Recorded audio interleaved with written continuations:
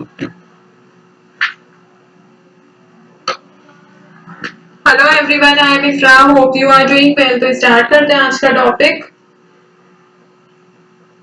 आज हम पढ़ने वाले हैं कुछ और अकाउंटिंग टर्म्स के बारे में। फिर मोस्टली क्या है, हमारे अकाउंटिंग टर्म्स जो है जो इम्पोर्टेंट होती है वो आज कंप्लीट हो जाएंगी। फिर कुछ इन्वेंटरी टर्म्स के बारे में पढ़ेंगे and golden rules of accounting भी अभी रह गए हैं। तो अभी क्या कर रहे हैं हम इसमें कि जो भी हमारा बेसिक में थ्योरी पार्ट है पहले वो कंप्लीट कर रहे हैं, उसके बाद ही आगे प्रैक्टिकल जो है कंटिन्यू करेंगे। ठीक है, तो अभी तक हमने क्या क्या पढ़ा है। अकाउंटिंग टर्म्स में देखा है यहाँ पर कैपिटल क्या होता है, एसेट्स क्या होते हैं, लायबिलिटीज क्या होती है, कौन कौन से टाइप के एसेट्स होते हैं, कितने टाइप्स की लायबिलिटीज होती है, उनके क्या एग्जांपल होता है, ये सारी चीजें। तो एक बार जो हम प्रीवियस सेशन में पढ़ चुके हैं थोड़ा सा उसको रिवाइज कर लेते हैं, फिर आगे आज कंटिन्यू करेंगे। इससे क्या होता है कि सारी चीजें एक बार रिकैप हो जाती हैं। तो देखिए, अकाउंट भी बता देता है, डेबिट क्रेडिट, एसेट्स के बारे में बता देता है। एसेट्स ऐसे रिसोर्सेज होते हैं जो कि ओन किए जाते हैं बाय अ बिजनेस।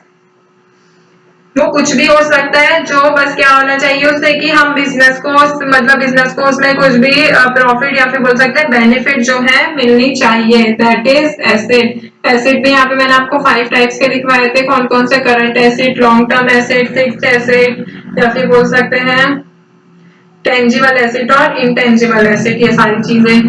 फिर यहाँ पे मैंने आपको बताया था इसके एग्जांपल, लैंड, बिल्डिंग इनटेंजिबल में हो जाएगा, जैसे कि कॉपीराइट हो गया, ट्रेडमार्क, गुडविल, पेटेंट, ये सारी चीजें इंटेलेक्चुअल प्रॉपर्टी। लाइबिलिटीज की अगर बात करें तो लाइबिलिटी क्या होती है, कुछ भी ऐसी चीज जो कि बिजनेस ओ करता है किसको, to a third party in the form of obligation to pay, कि उनको फ्यूचर में पे करनी होती है। 5 टाइप्स की यहाँ पे मैंने आपको लाइबिलिटीज भी लिखवाई थी, current liability, long term liability, और यहाँ पे इंटरनल लाइबिलिटी, एक्सटर्नल लाइबिलिटी और कंटिंजेंट लाइबिलिटी, उसके एग्जांपल्स भी लिखवाए थे, सारी चीजें। अभी क्या बात करते हैं हम आगे आकर,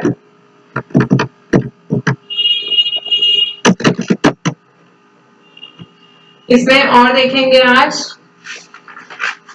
इनकम। इनकम का मतलब होता क्या है इन अकाउंटिंग टर्म्स। तो इनकम इज द मनी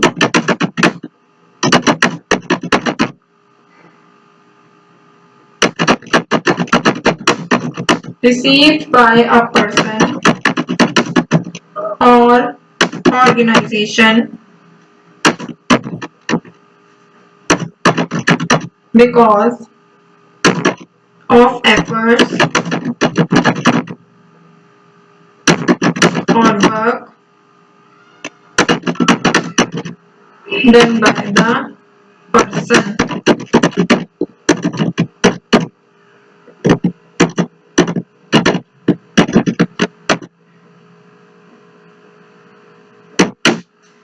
देखिए, इनकम का मतलब क्या है, इट इज द मनी, एक ऐसा पैसा होता है जो कि रिसीव किया जाता है एक पर्सन के, एक पर्सन से या फिर किसी भी ऑर्गेनाइजेशन से, किस लिए, उनके एफर्ट जो कि उनके पर्सन के थ्रू जो है वर्क किया जाता है उसमें। ठीक है, तो अगर आप और इजी वर्ड्स में समझना चाहते हैं तो ये एक क्या होता है, वो अमाउंट होता है, वो पैसे होते हैं जो अपने बिजनेस के जो एक्टिविटीज होती है उनसे प्राप्त किया जाता है, जैसे सेल्स हो गई, सर्विसेज हो गई, इन्वेस्टमेंट से यहाँ पर कोई इनकम आई है आपकी, ये सारी चीजें, सेल्स रेवेन्यू, सर्विस रेवेन्यू, या फिर investment revenue, operating revenue, non operating revenue. Next देखते हैं फिर, इनकम का अपोजिट मतलब पैसा आया, क्या होगा फिर, अपोजिट इज एक्सपेंस। एक्सपेंस मतलब खर्चा। ठीक है, it is the amount spent in order to produce and sell the goods and services which produces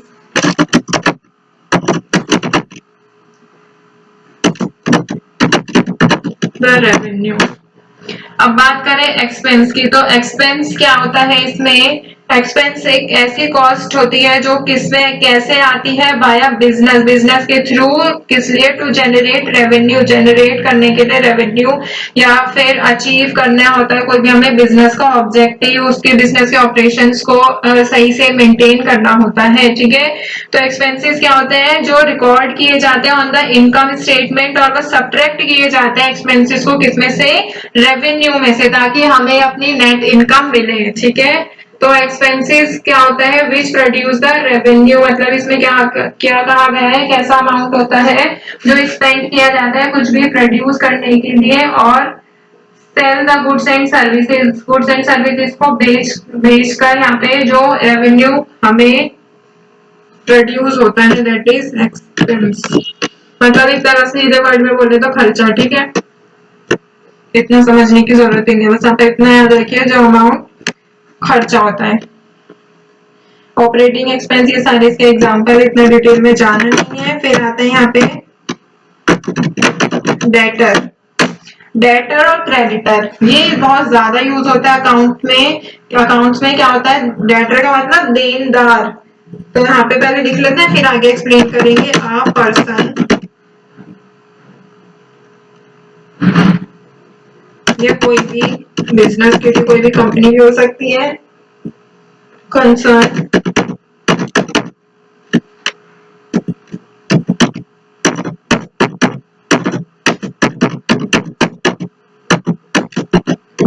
that owes money to another business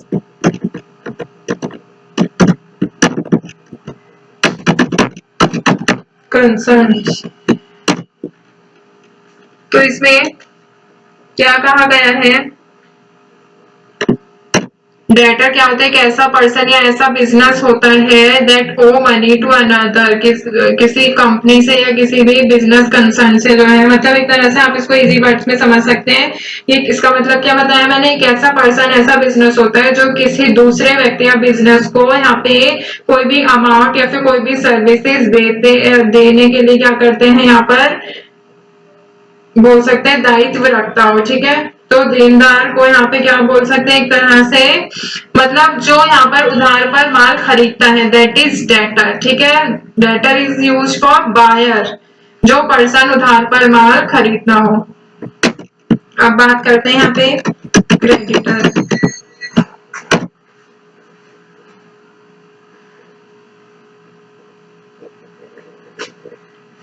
creditor मतलब जो उधार पर माल बेचता है, ठीक है। क्रेडिटर इज अ पर्सन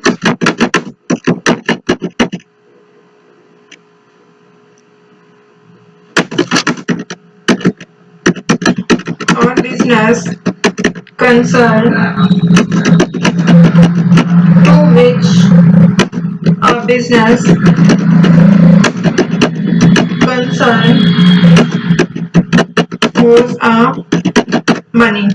तो इसमें क्रेडिटर के बारे में क्या बताया गया है, क्रेडिटर मतलब क्या होता है, जो उधार पे माल बेचता है, मैंने आपको बताया, ठीक है। ऐसा ऑर्गेनाइजेशन या कोई भी ऐसा पर्सन होता है जो किसी दूसरे पर्सन या कोई भी ऑर्गेनाइजेशन को सर्विसेज या फिर जो पैसा है उधार पर, मतलब बोल सकते हैं देता है, प्रदान करता है, और बदले में क्या करता है, उसका भुगतान प्राप्त करने की यहाँ पर वो एक राइट रखता है कि हाँ इन फ्यूचर मुझे जो अमाउंट जो मैंने पे किया था, जो भुगतान हुआ था यहाँ पर, उसको वापस लेना है।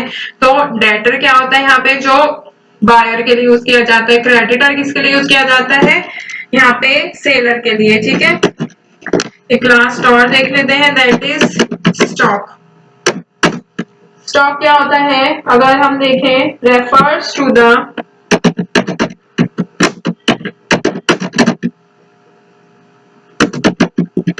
goods lying unsold on a particular date। The stock can be either opening or closing stock. तो इसमें क्या बताया गया है कि स्टॉक जो होते हैं वो दो तरीके के होते हैं, ओपनिंग और क्लोजिंग स्टॉक। ठीक है, अब बात करते हैं स्टॉक होता क्या है, ये समझना होगा।